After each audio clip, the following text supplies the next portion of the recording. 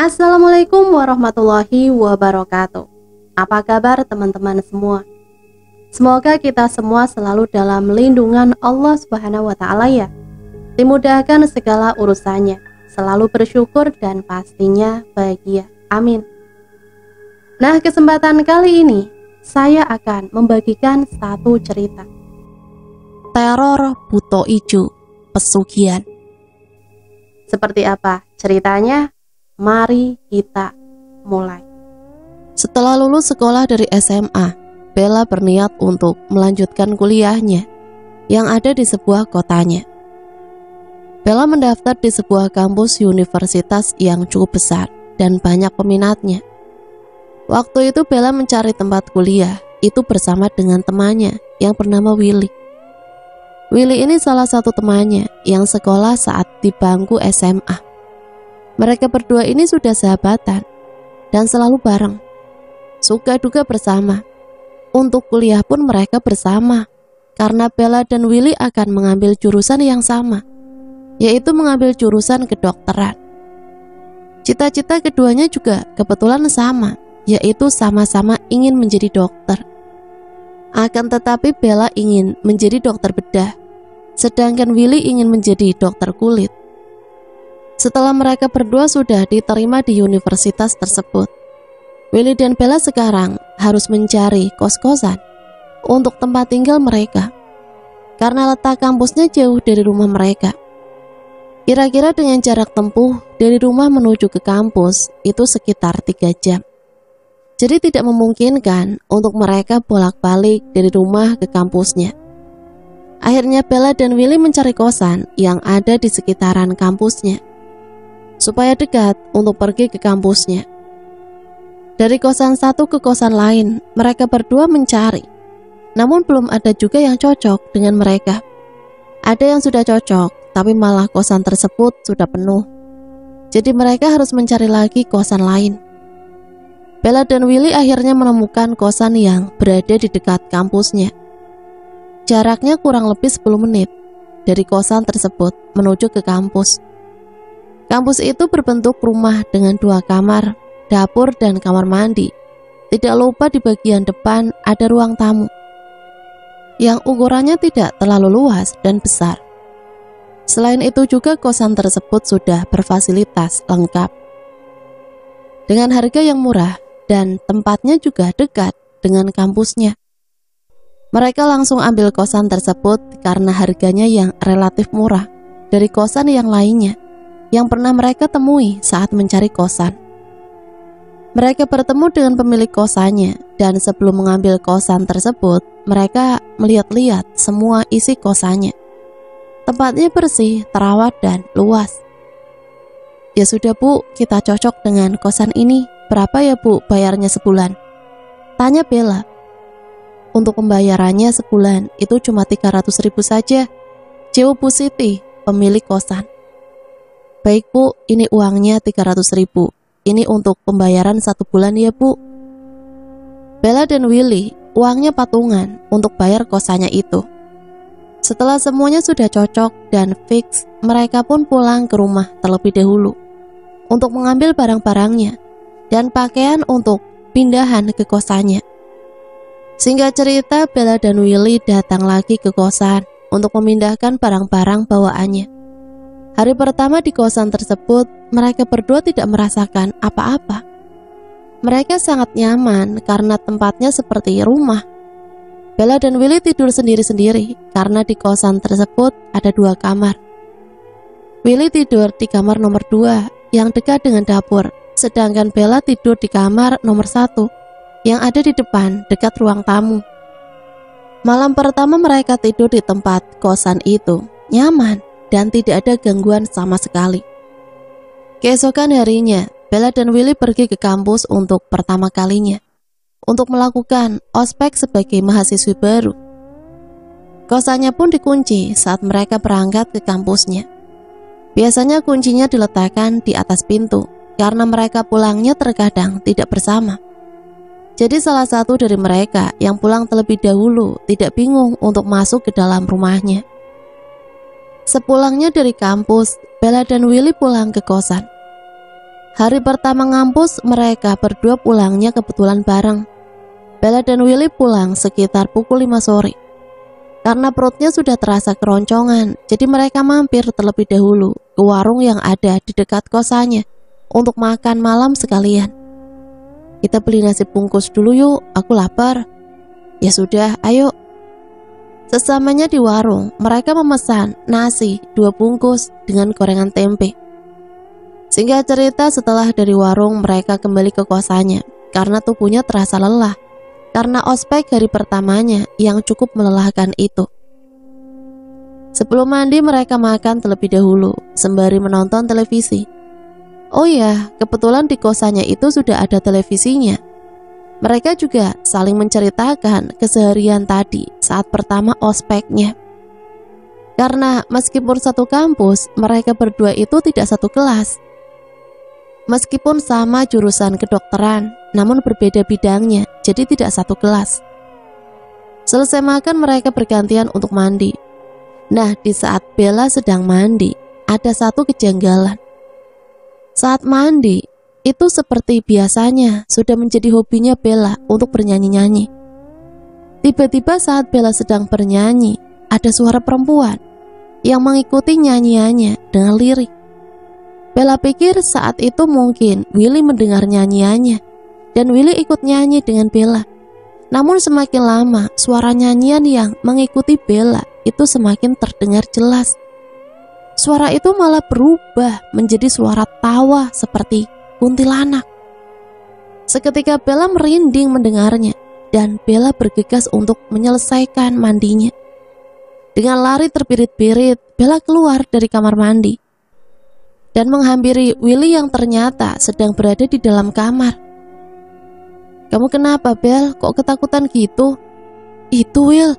Tadi aku dengar ada suara perempuan yang ikut nyanyi dengan aku. Ah, yang bener. Salah dengar kali kamu. Beneran, Will. Suaranya berubah jadi tawa seperti kuntilanak. Ah, halu aja kamu, Bel. Sudah, jangan pikir aneh-aneh. Bella hanya bisa menghela nafas panjang dan kembali ke kamarnya. Sesamanya di dalam kamar, Bella memainkan ponselnya. Namun saat sedang memainkan ponsel, Bella mendengar kembali suara wanita yang sedang bersenandung di balik jendela kamarnya yang ada di samping kebun. Letak kosannya mereka kebetulan bersebelahan dengan kebun milik tetangga yang ada di samping kanan. Dengan rasa penasarannya, Bella pun melihat ke balik jendelanya.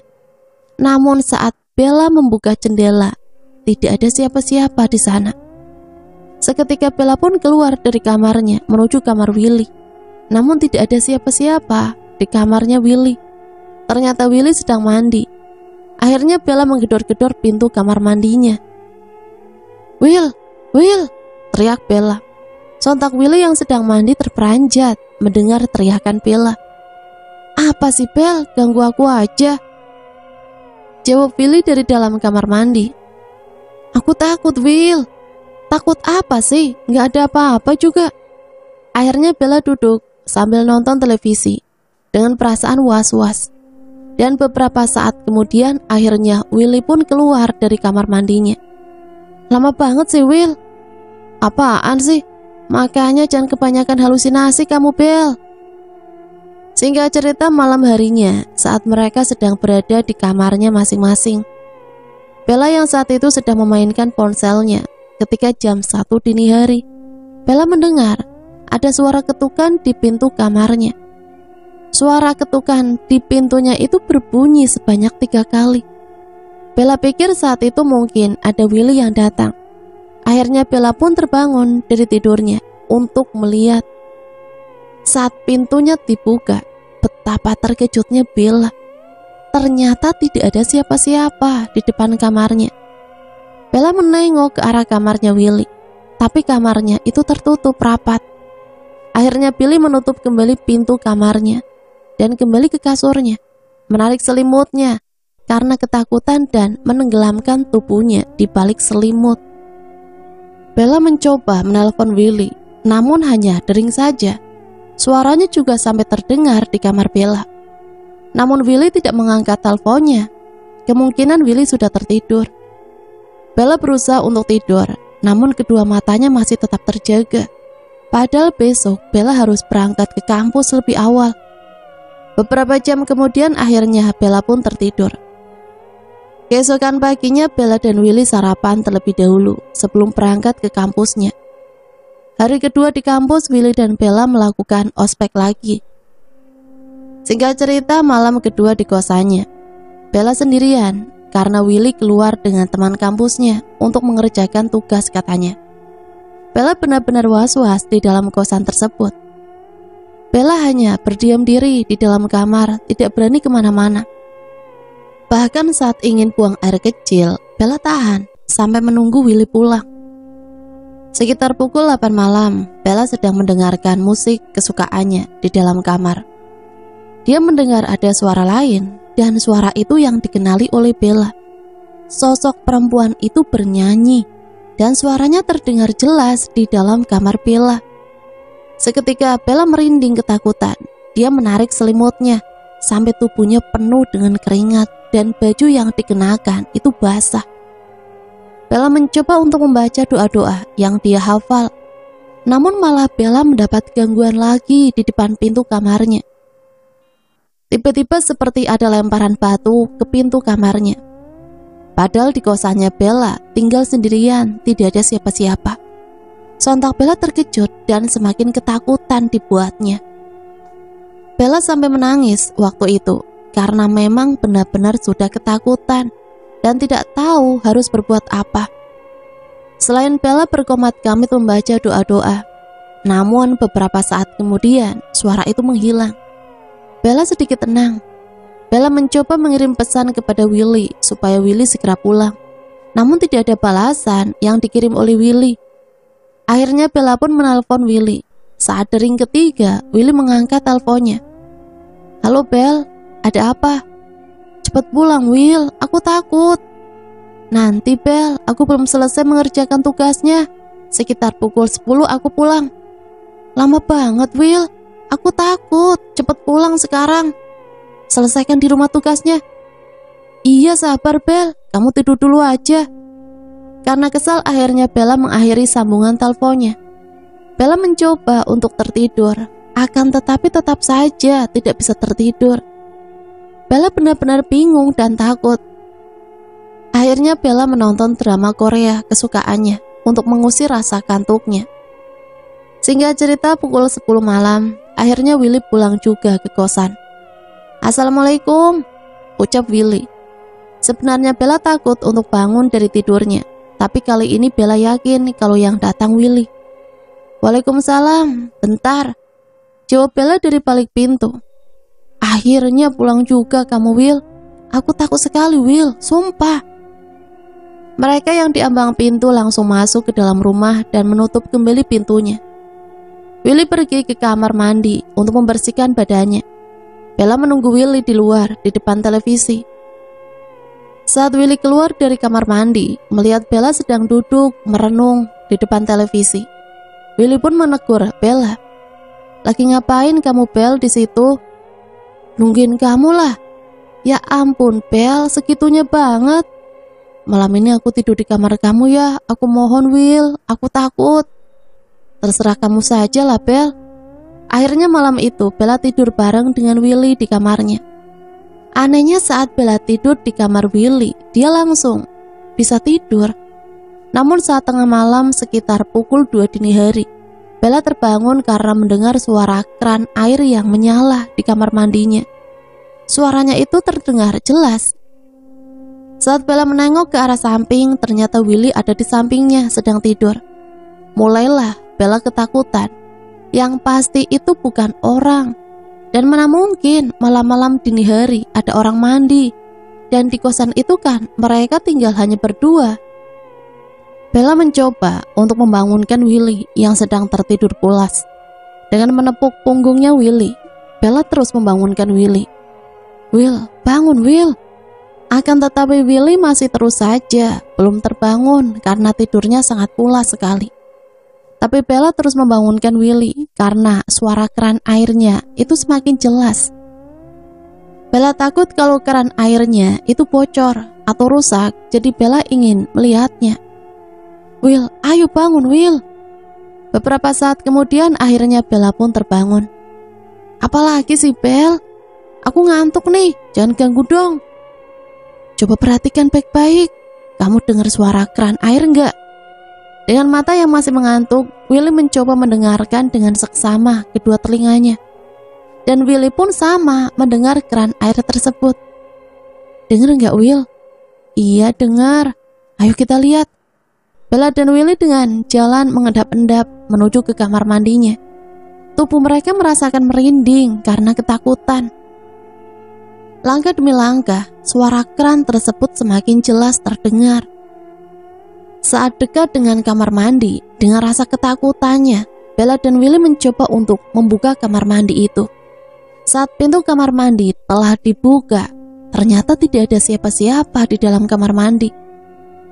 Dan saat pintu terbuka, suara keran itu seketika langsung tidak terdengar lagi. Kondisi lantai kamar mandinya itu pun kering, tidak basah. Jika ada orang yang mandi, pasti lantai kamar mandi itu basah, namun kali ini tidak. Sontak mereka saling pandang dan heran karena melihat kamar mandi itu. Seketika mereka berdua langsung berlari menuju ke kamar dan menutup pintu kamarnya rapat-rapat. Ketika mereka berdua masuk ke dalam kamar dan menutup pintu rapat-rapat, tiba-tiba saja ada suara ketukan pintu dari depan, membuat mereka berdua terkejut. Mereka langsung berpelukan karena takut. Keesokan harinya mereka berdua libur ngampus dan mereka bangun kesiangan karena semalam tidak bisa tidur akibat gangguan yang menimpanya. Mereka berdua lebih sering sholat dan mengaji sekarang agar tidak diganggu lagi oleh sosok-sosok yang tidak kasat mata. Siang itu mereka menonton televisi untuk menikmati hari liburnya. Saat sedang menonton televisi, tiba-tiba saja benda yang ada di samping televisinya itu bergerak dengan sendirinya. Saat itu Bella belum terlalu sadar dengan benda yang bergerak itu. Namun ketika dilihat dengan seksama kedua matanya, memang benar benda itu bergerak dengan sendirinya. Akhirnya Bella mencolek tangan Willy supaya Willy juga bisa melihat benda yang bergerak itu. "Will, lihat itu, Will. Patungnya bergerak sendiri." "Lah, kok iya, Bel? Ih, serem." Mereka berdua seketika merinding saat melihat benda itu bergerak sendiri. Namun benda itu bergerak hanya beberapa menit saja.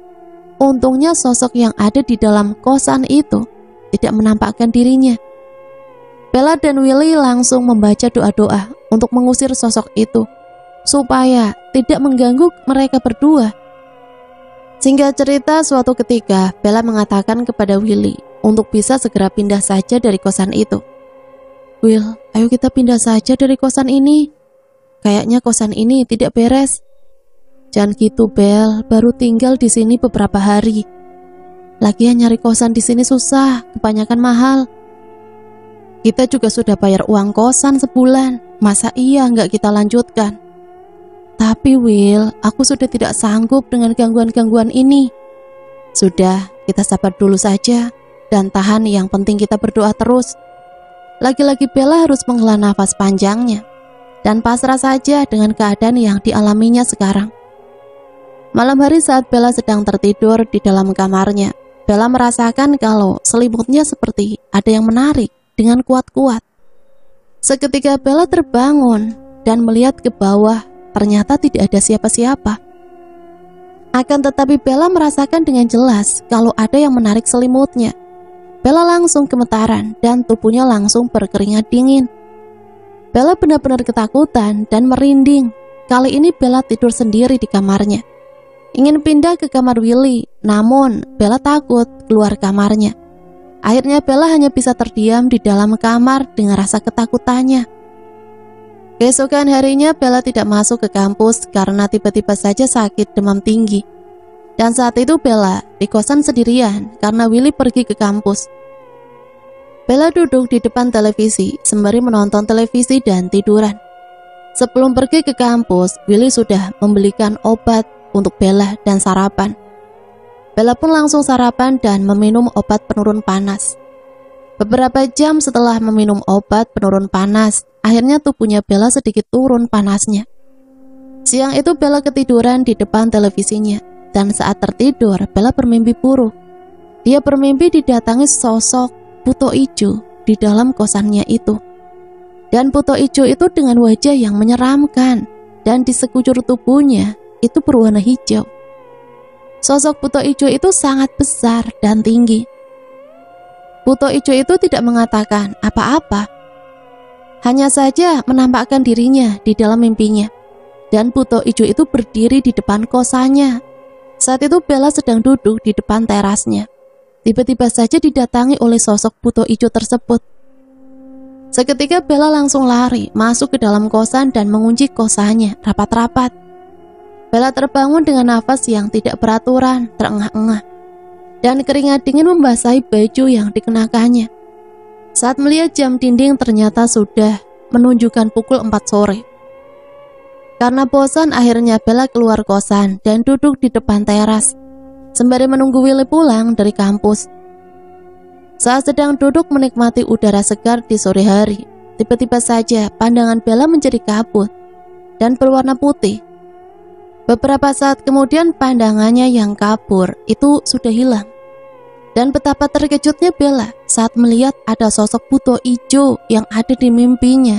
Itu nyata di hadapannya, dengan wajah yang menyeramkan dan tubuh yang tinggi besar dan mata merah menyala, berdiri di depan halaman kosannya.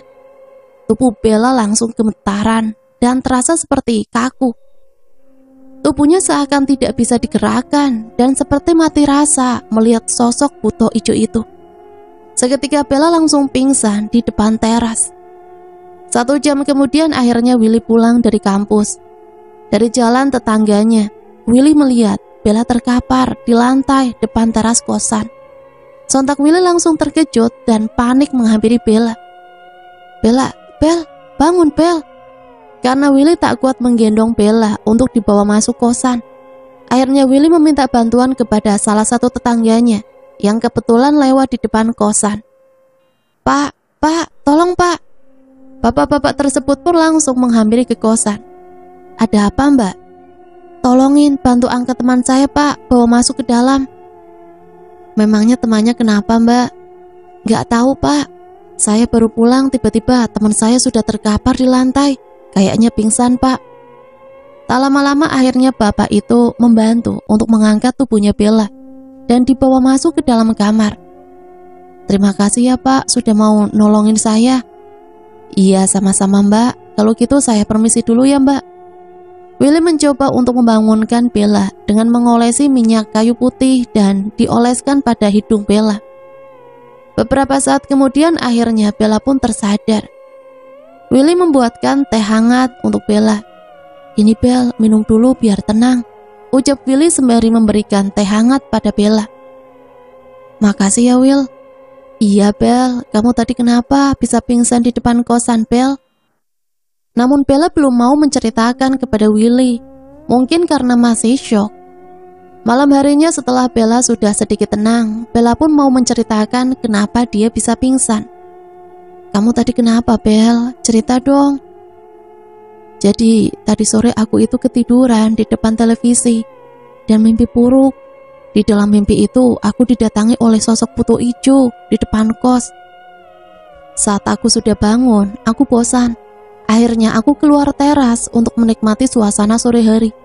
Tapi tiba-tiba saja aku melihat ada sosok buto ijo yang benar-benar nyata datang dan berdiri di depan halaman kosan. Tubuhnya tinggi, besar dan mata merah, menyala dan menyeramkan. Ya sudah, yang penting kita selalu berdoa saja ya Bel, supaya tidak diganggu lagi, ucap Willy. Bella hanya menganggukkan kepalanya, pertanda dia mengiyakan perkataan Willy. Singkat cerita sekitar pukul 10 malam, Willy sudah tertidur. Bella sedang asik memainkan ponselnya. Tiba-tiba dia mendengar ada suara seperti batu kerikil yang dilempari di atap kamar Bella. Namun batu kerikil yang dilemparkan itu tidak hanya satu, melainkan dengan jumlah yang sangat banyak. Sontak Bella terperanjat dan terus membaca ayat-ayat suci Al-Quran. Suara lemparan batu kerikil itu hanya beberapa menit saja, dan selebihnya menghilang. Bella yakin kalau itu bukan manusia yang melemparkan batu kerikil itu. Karena takut, Bella mematikan ponselnya dan mencoba untuk tertidur. Namun baru beberapa saat saja Bella memejamkan kedua matanya. Dia terbangun karena mendengar suara ada yang memainkan engsel pintunya dengan keras. Sontak Bella terperanjat dan melihat ke arah pintunya. Dan benar saja, engsel pintunya itu bergerak cepat dengan sendirinya. Dengan rasa takutnya, Bella mencoba untuk membuka pintunya. Saat pintunya dibuka dengan kerasnya, ternyata tidak ada siapa-siapa di depan kamarnya. Bella langsung menutup kembali pintu kamarnya dan kembali ke kasurnya. Namun saat Bella membalikkan tubuhnya ingin menuju ke kasurnya, tiba-tiba saja Bella dikejutkan dengan adanya sosok buto ijo yang berada di samping kasur Bella. Sontak Bella langsung pingsan saat melihat sosok buto ijo tersebut. Keesokan paginya Willy bangun lebih awal dan melihat pintu kamarnya Bella itu masih tertutup rapat.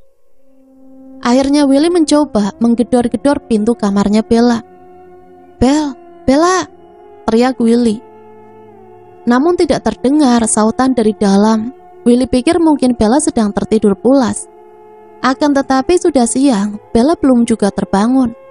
Karena penasaran dan takut Bella kenapa-napa, Willy berinisiatif untuk melihat dari samping jendela kamar Bella. Dan kebetulan korden jendela kamarnya itu sedikit terbuka. Jadi Willy bisa untuk melihat Bella dari balik jendela. Saat Willy lihat, ternyata Bella terkapar di lantai. Karena panik akhirnya Willy meminta tolong kepada tetangganya yang kebetulan lewat di depan kosannya. Pak, tolong saya Pak. Sontak kedua bapak tersebut ikut panik dan menghampiri ke kosan. Ada apa Mbak? Teman saya pingsan di dalam kamar Pak, dan pintu kamarnya terkunci. Tanpa pikir panjang, kedua bapak itu langsung mengambil ancang-ancang itu, mendobrak pintu kamarnya Bella. Dengan hitungan 1, 2, 3, kedua bapak itu mulai mendobrak. Dan akhirnya pintu kamarnya Bella itu terbuka. Dan Bella masih saja tidak sadarkan diri. Willy meminta tolong kepada kedua bapak tersebut untuk mengangkat tubuh Bella ke atas kasur. Setelah selesai membantu Willy, bapak-bapak itu pun langsung keluar dan pergi dari kosan. Beberapa saat kemudian akhirnya Bella pun tersadar. Willy pun langsung memberikan segelas air putih untuk Bella. Minum dulu Bel, supaya tenang. Bella pun meneguk segelas air putih dengan perlahan-lahan. Kamu kenapa lagi sih Bel? Kenapa bisa pingsan lagi? Setelah sudah sedikit tenang, Bella pun menceritakan kepada Willy tentang apa yang dialaminya tadi malam. Tadi malam aku mendengar suara engsel pintu kamarku yang dibuat mainan. Dan saat aku buka pintunya, ternyata tidak ada siapa-siapa di depan kamar. Nah, saat aku membalikkan tubuh mau ke kasur, di belakangku ada sosok buto ijo yang tadi sore ada di halaman kosan. Singkat cerita, Willy izin kepada Bella kalau sekitar 3 hari dia akan pulang ke rumahnya karena ada urusan. Bapaknya sedang sakit. Jadi Willy harus menjenguk dan menemani bapaknya yang sedang sakit itu. Dan Willy juga sudah izin kepada dosen kalau dia mau cuti selama 3 hari. Dosennya itu pun mengizinkan Willy untuk cuti selama 3 hari. Dan otomatis Bella mau tidak mau harus tinggal sendirian di dalam kosan. Meskipun begitu, Bella mencoba untuk melawan rasa takutnya. Aku pulang dulu ya Bel, kamu hati-hati dan jaga diri baik-baik di sini. Iya Will, semoga bapak kamu cepat sembuh ya. Bella mengantarkan Willy menuju ke stasiun dengan menggunakan motor. Kamu hati-hati di jalan ya Will, dan cepat balik lagi ke kosan. Iya Bel. Malam pertama Bella tinggal sendirian di kosannya. Alhamdulillahnya tidak ada gangguan apa-apa. Bella bisa tidur tenang dan tanpa adanya gangguan yang membuatnya ketakutan. Namun di sore harinya, sepulang dari kampus saat Bella sedang mandi, dia mendengar ada suara mengetuk pintu kamar mandinya. Sontak Bella terperanjat dan diam sejenak. Siapa di sana? Seketika Bella baru mengingat kalau dia kan di dalam kosan itu tinggal sendirian. Bella langsung terdiam dengan tubuh yang gemetaran dan ketakutan. Dia langsung menyelesaikan mandinya dan tidak berani untuk keluar dari kamar mandi. Akhirnya Bella hanya bisa jongkok di kamar mandi karena takut mau keluar. Dan tiba-tiba saja Bella mendengar ada suara langkah tapakan kaki. Namun suara tapakan kakinya itu terdengar sangat keras dan besar seperti raksasa yang sedang melewati depan kamar mandi. Bella terdiam, tidak bisa berkutik dengan tubuh yang merinding ketakutan dan tubuh yang masih basah tercampur dengan keringat dingin. Bella menangis sejadi-jadinya karena ketakutan dan tidak tahu harus bagaimana. Dia terus membaca doa-doa yang dihafalnya. Setelah beberapa saat suara itu sudah tidak ada lagi dan menghilang. Akhirnya Bella beranikan diri untuk keluar dari kamar mandinya. Dan saat Bella keluar, ternyata tidak ada siapa-siapa di depan kamar mandi. Bella langsung lari terbirit-birit menuju ke dalam kamarnya karena takut. Sesamanya di dalam kamar, Bella langsung terduduk dan menyelimuti tubuhnya. Namun tiba-tiba saja Bella mencium bau kemenyan dan kembang-kembangan yang menyeruak di hidungnya. Tiba-tiba saja pintu kamarnya Bella tertutup sendiri dengan keras. Sontak Bella terperanjat dan tubuhnya semakin gemetaran, ketakutan. Malam harinya Bella pergi ke warung sendiri untuk makan malam. Namun saat di depan rumahnya, Bella melihat ada sosok pocong yang berdiri di depan pohon mangga yang ada di depan kosan. Sosok pocong itu berwajah hitam dan menyeramkan. Lalu Bella pun langsung berlari terbirit-birit menuju ke warung makan. Sesampainya di warung makan, Bella terlihat sangat ngos-ngosan nafasnya, membuat ibu penjual warung itu bertanya pada Bella, "Kamu kenapa, Bel?" Namun Bella tidak mau menceritakan kepada ibu penjual warung tersebut. Enggak apa-apa, Bu." Kok nafasnya ngos-ngosan gitu? Seperti habis dikejar setan aja." Bella hanya tersenyum kecut kepada ibu penjual warung tersebut. "Nasi bungkusnya 1 ya, Bu." "Kok 1? Biasanya 2 buat temennya." "Iya, Bu, teman saya sedang pulang kampung, jadi aku di kosan sendirian." "Memangnya kamu gak takut tinggal sendirian di kosan, Bel?" "Ya takut sih, Bu, sebenarnya, tapi mau bagaimana lagi?" Beberapa saat kemudian akhirnya pesanan nasi bungkusnya Bella itu telah selesai. "Ini Bel nasinya sama gorengannya." "Oh iya, Bu, makasih, ini uangnya," ujar Bella sembari menerima nasi bungkus. Bella langsung pulang ke kosannya dengan langkah yang cepat karena perutnya sudah terasa sangat lapar. Saat sampai di depan halaman kosannya, ternyata sosok pocong itu sudah menghilang entah kemana. Bella pun makan malam sendirian dengan ditemani televisi yang menyala yang sedang menyiarkan hiburan malam. Dengan lahapnya Bella menghabiskan nasi bungkusnya. Tiba-tiba saja Bella mencium ada bau kemenyan dan kembang seperti saat itu. Dan seketika saja tubuhnya Bella merinding, bulu kuduknya berdiri. Semua karena Bella merasakan ada angin yang berembus melewati di depan tubuhnya. Bella mendengar ada suara wanita yang tertawa-tawa dan terdengar jelas di telinganya. Akhirnya Bella menambah volume televisinya supaya tidak mendengar kembali suara ketawa itu. Namun saat volume televisinya dibesarkan, suara tertawa wanita itu semakin kencang dan membuat Bella ketakutan. Bella memutuskan untuk mematikan televisinya dan langsung pindah masuk ke dalam kamarnya dan mengunci pintunya rapat-rapat. Lalu langsung menarik selimut dan tidur.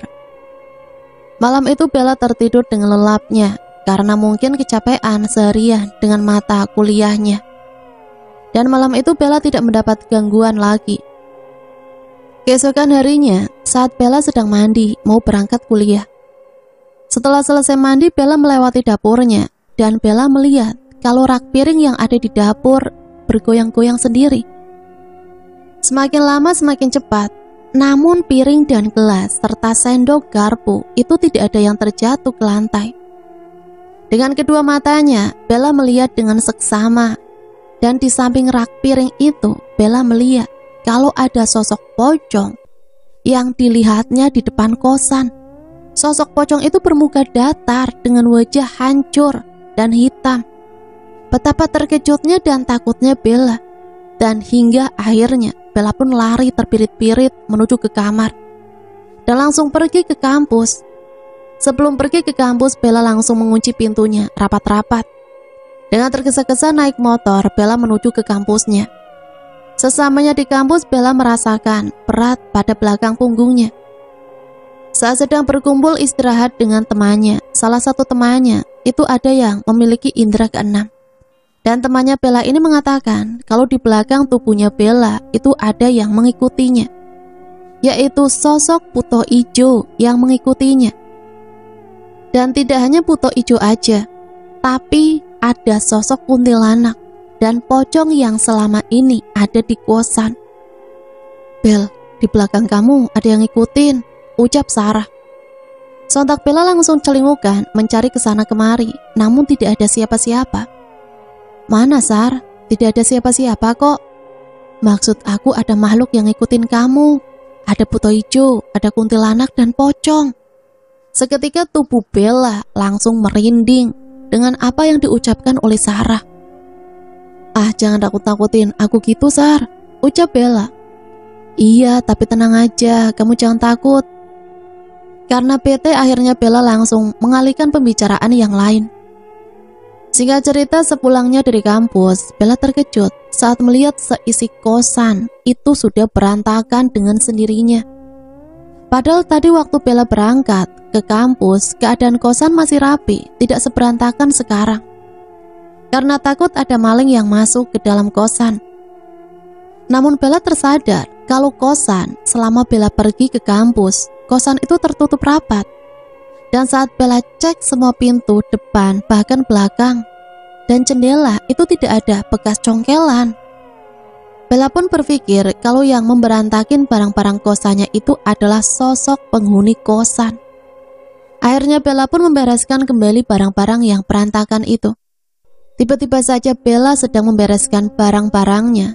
Dia mencium ada bau kemenyan kembali dan bau kembang-kembangan yang menyeruak di hidungnya. Sontak Bella langsung merinding dibuatnya. Tidak hanya itu, saat Bella sedang membereskan barang-barangnya, televisi itu tiba-tiba saja menyala dengan sendirinya. Bella terkejut dan langsung mematikan televisi itu. Bella benar-benar bingung kenapa selalu saja diganggu oleh makhluk-makhluk itu. Padahal selama Bella tinggal di kosan, itu dia tidak pernah berbuat seenaknya dan selalu membaca doa. Singkat cerita, malam itu malam terakhir Bella tinggal sendirian di kosan. Karena besok Willy akan kembali ke kos dan kembali ke kampus. Malam harinya Bella sedang tidur, namun Bella mendengar ada suara ketukan pintu di depan. Bella pun langsung terbangun dan bergegas menuju ke depan dengan langkah yang perlahan. Saat melihat jam dinding yang ada di ruangan televisi, ternyata jam menunjukkan pukul 1 malam. Sontak langkah Bella seketika terhenti. Bella takut kalau yang mengetuk pintunya itu bukan manusia. Apalagi dini hari, siapa orang yang akan datang bertamu? Suara ketukan pintu dari depan rumahnya itu terdengar kembali. Karena penasaran, Bella pun pergi menuju ke depan dan membuka pintunya. Dan benar, ternyata di luar kosannya tidak ada siapa-siapa di depan. Hawa dingin langsung merasuk ke dalam tubuhnya saat Bella membuka pintu kosan. Saat mengetahui kalau di depan kosan tidak ada siapa-siapa, Bella langsung menutup kembali pintunya dan masuk ke dalam kamarnya. Ketika di dalam kamar, kali ini di depan pintu kamar, Bella melihat kembali engsel pintunya bergerak-gerak sendiri. Bella tidak terlalu menghiraukan akan hal itu, dan Bella langsung menarik selimutnya untuk melanjutkan tidurnya. Namun kedua matanya masih tetap terjaga dan tidak bisa tidur. Tiba-tiba Bella mendengar ada suara yang mengerang. Namun suaranya itu sangat berat dan terdengar jelas di kamar Bella. Bella menutup kedua telinganya dengan bantal, tapi tetap saja suara itu masih terdengar jelas. Akhirnya Bella mencoba untuk memutar musik untuk menghantar tidurnya, dan supaya tidak mendengar lagi suara erangan itu. Akan tetapi saat Bella mendengar musik, suara itu malah semakin jelas. Dan seketika di hadapan kasurnya Bella, melihat ternyata ada sosok buto ijo yang sedari tadi mengeram. Bella langsung merapalkan ayat-ayat suci Al-Quran yang dihafalnya dan menutup seluruh tubuhnya dengan selimut. Beberapa saat kemudian sosok buto ijo itu kemudian menghilang dan meninggalkan kepulan asap. Singkat cerita, keesokan paginya Willy pun pulang ke kosan dengan menggunakan ojek online. Assalamualaikum. Bella pun keluar dan membukakan pintu kosan. Memang kebetulan hari itu hari Minggu, jadi Bella di kosan. Waalaikumsalam. Terdengar suara dari balik pintu. Will, akhirnya kamu pulang juga. Bella saat mengetahui Willy kembali ke kosannya, dia langsung memeluk Willy dengan erat. Kamu tidak apa-apa kan, Bel? Ayo masuk dulu, nanti aku ceritakan. Akhirnya Bella dan Willy masuk ke dalam dan Bella menceritakan semuanya pada Willy. Tentang yang dialaminya selama 3 hari ditinggal Willy pulang kampung.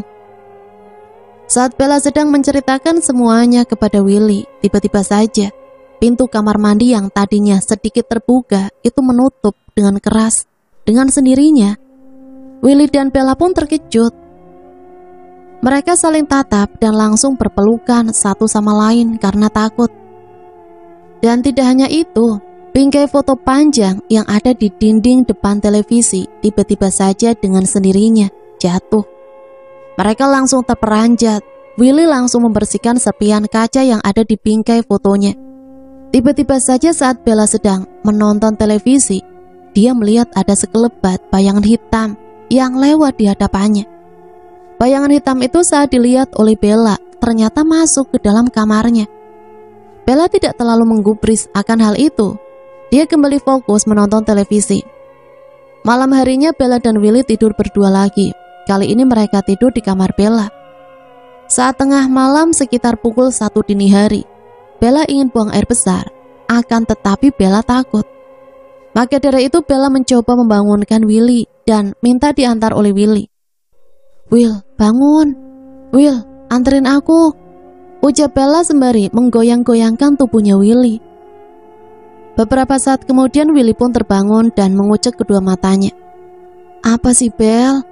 Ayo anterin aku ke kamar mandi. Aku kebelet buang air kecil. Kesana sendiri sajalah, aku masih ngantuk. Please Will, aku takut nih, sudah kebelet banget. Akhirnya Willy pun mau mengantar Bella ke kamar mandi. Saat sedang buang air di kamar mandi, Bella melihat ada gumpalan rambut di bawah lantai toiletnya. Bella yakin kalau gumpalan rambut itu bukan miliknya atau bahkan milik Willy, karena bentuk rambutnya itu acak-acakan dan kasar. Sontak Bella langsung menyelesaikan buang air kecilnya. Suara ketukan dari depan pintunya terdengar. Iya bentar Will, sabar. Akan tetapi saat Bella keluar dari dalam kamar mandi, ternyata tidak ada siapa-siapa. Willy sudah kembali ke kamarnya sendiri tadi. Jadi siapa yang mengetuk pintunya? Entahlah. Bella langsung lari terpirit-pirit menuju ke dalam kamarnya. Ternyata Willy sudah tertidur dengan pulasnya. Singkat cerita, keesokan harinya saat Bella dan Willy sedang duduk di depan teras kosan. Sepulang kuliah, tiba-tiba saja Bella melamun dengan tatapan kosong. Dan Bella menjadi ketawa-tawa sendiri. Bahkan Bella terkadang seperti akan mencekik lehernya Willy. Bella berteriak-teriak seperti orang yang kesurupan. Willy yang ketakutan melihat sahabatnya seperti itu. Akhirnya Willy meminta bantuan kepada tetangganya. Saat itu Bella sedang mencekik leher Willy. Dan di depan kosannya ada tetangga, ibu-ibu yang lewat di depan kosan. Ibu-ibu itu yang melihat ke arah Willy dan Bella langsung menghampiri ke arah mereka. Kenapa ini? Ada apa? Tanya ibu-ibu tersebut. Tolong saya Bu, teriak Willy dengan terbata-bata karena lehernya tercekik. Ibu-ibu tetangga itu langsung melerai tangan Bella. Tiba-tiba ada bapak-bapak yang lewat di depan kosan itu. Ibu itu meminta bantuan kepada bapak tersebut. Pak, tolong Pak, teriak Ibu Asih. Ada apa Bu? Tanya Pak Kirman. Tolong panggilkan Pak Ustadz Pak. Memangnya ada apa Bu? "Sudah, cepat panggilkan Pak Ustadz, ini Bella kesurupan." Tanpa lama-lama lagi, Pak Karmin pun langsung pergi menuju ke rumahnya Pak Ustadz. "Assalamualaikum Pak Ustadz." "Waalaikumsalam. Ada apa Pak?" "Saya mau minta tolong Pak, itu ada anak kosan yang kesurupan." Pak Ustadz akhirnya mau datang ke kosan. Sesamanya di kosan, Bella langsung dibawa masuk ke dalam kosan untuk diruqyah. Ternyata saat Pak Ustadz datang, Bella langsung pingsan. Mungkin karena kecapean. Bella dibaringkan di lantai dengan alas tikar. Pak Ustadz pun langsung merapalkan doa-doa, dan beberapa saat kemudian Bella kembali sadar, namun masih kesurupan. Bella memberontak dengan murkanya saat Pak Ustadz sedang membacakan doa-doa. "Siapa kamu?" tanya Pak Ustadz kepada sosok yang ada di dalam tubuhnya Bella. "Saya adalah penunggu rumah ini." "Kenapa kamu menunggu rumah ini?" tanya Pak Ustadz. "Saya sudah melakukan perjanjian dengan pemilik rumah ini, dan saya ingin anak ini menjadi makanan saya." Setelah mengetahui hal itu, Pak Ustadz langsung merapalkan doa-doanya dan mengeluarkan sosok yang ada di dalam tubuh Bella. Sesaat setelah mengeluarkan sosok buto ijo yang ada di dalam diri Bella, seketika Bella langsung pingsan. Beberapa saat kemudian Bella tersadar dan langsung diberikan minuman. Dan Pak Ustadz langsung melihat seisi kosan tersebut. Di dalam kamar tidurnya Bella terdapat suatu jimat yang ada di bawah lemarinya. Pak Ustadz langsung membakar jimat itu, dan sosok yang tinggal di dalam jimat tersebut ternyata tidak bisa dimusnahkan. Kata Pak Ustadz, pemilik rumahnya itu telah melakukan pesugihan. Dan tempat ritualnya yang dilakukan pemilik rumah ini yaitu di dalam kamar yang ditempati oleh Bella. Maka dari itu sosok-sosok yang ada di dalam kosan tersebut selalu mengganggu Bella. Dan sebenarnya Bella akan dijadikan tumbal selanjutnya. Meskipun si pemilik pesugihan tersebut sudah meninggal dunia, akan tetapi sosok jin masih menginginkan tumbal. Setelah mengetahui hal tersebut, akhirnya Bella dan Willy pun memutuskan untuk pindah dari kosan tersebut. Karena mereka takut kalau harus tinggal di kosan itu lebih lama. Untungnya Bella tidak jadi untuk dijadikan tumbal. Bella dan Willy meninggalkan kosan tersebut dan pindah mencari kosan lain. Kosan sekarang yang ditempati oleh mereka sekarang aman-aman saja, tidak ada gangguan. Ternyata Bu Siti ini adalah kakak dari pelaku pesugihan yang punya kosan. Karena rumahnya tidak ada yang menempati, jadi rumah tersebut dijadikan kosan. Setelah mengetahui hal tersebut, akhirnya rumah kosan pemilik pelaku pesugihan itu tidak ditempati lagi dan sudah tidak disewakan. Sekarang kosan tersebut menjadi angker, dan setiap malam banyak warga tetangga sekitar yang lewat di depan rumah itu selalu melihat penampakan buto ijo, kuntilanak, bahkan sosok pocong. Pantas saja saat Bella dan Willy pertama ngekos di situ dengan harga yang murah, dengan fasilitas lengkap. Ternyata ada hal lain dari balik murahnya harga kosan tersebut. Sekarang Bella dan Willy mencari kosannya tidak tergiur dengan harga yang murah, karena benar-benar memperhatikan tempat kosannya dan rating dari masyarakat yang ngekos di tempat tersebut. Semoga kita dapat mengambil pembelajaran dari cerita ini ya. Ambil sisi positif dan buang jauh-jauh hal negatifnya. Dan jangan lupa untuk dimanapun kita berada, selalulah berdoa kepada Yang Maha Kuasa. Sampai di sini saya pamit undur diri, mohon maaf apabila banyak salah kata. Matur suwun, wassalamualaikum warahmatullahi wabarakatuh.